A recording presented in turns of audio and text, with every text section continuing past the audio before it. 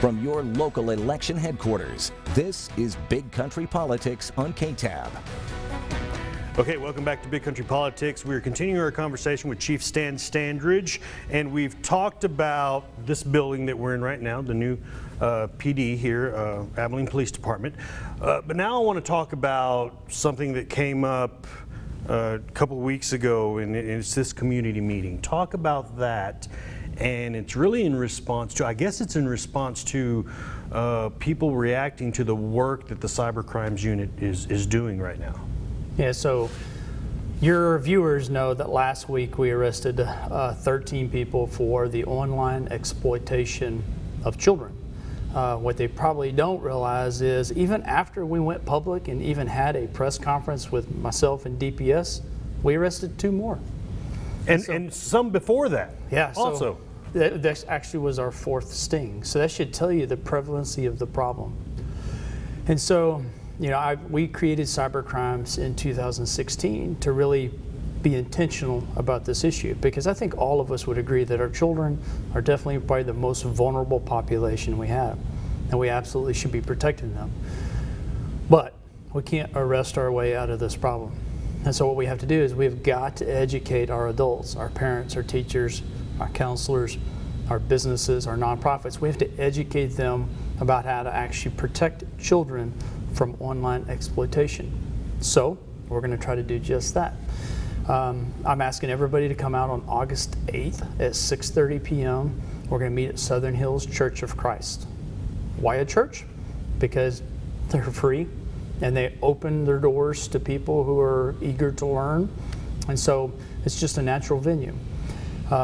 This is actually our 3rd community conversation. We've done this with child abuse, we've done it with domestic violence, and now we're going to do it on protecting our children from online exploitation. So when you show up on August 8th, and I hope we fill the sanctuary with 1,000+ citizens, there's no reason we shouldn't. You're not going to hear from me, because trust me, I'm not the expert when it comes to this technology. You're going to hear from Cyber Crimes, and you're going to hear from DPS CID about how is this playing out. And so if you have just a second, I can kind of give you a glimpse of what we're going to discuss. Absolutely, yes.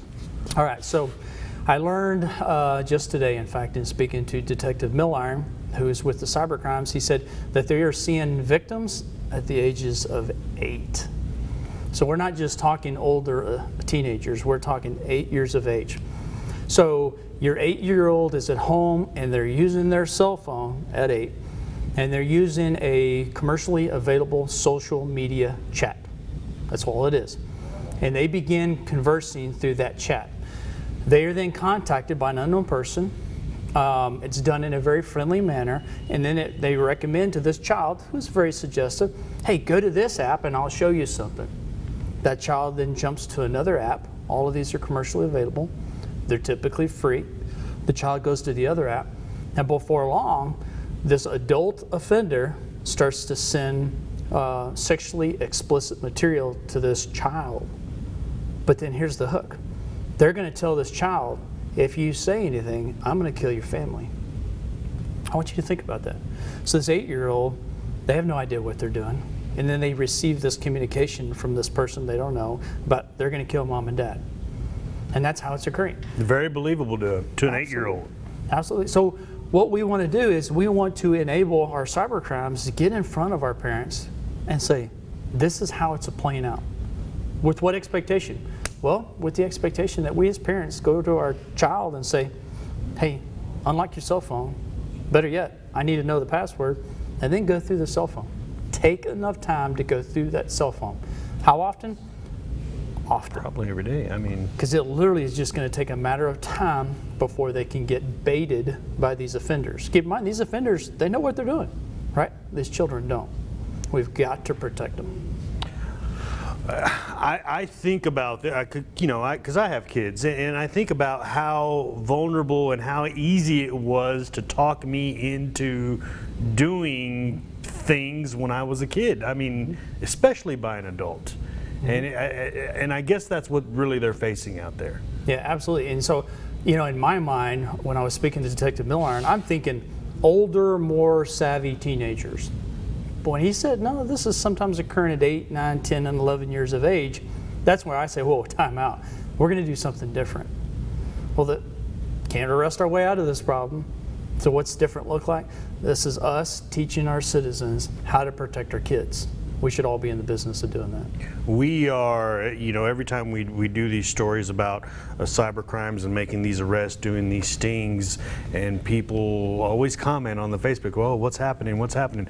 But this kind of has always been, it's been there, yeah. I'm sure, and that it's just new and more innovative ways of doing it, right?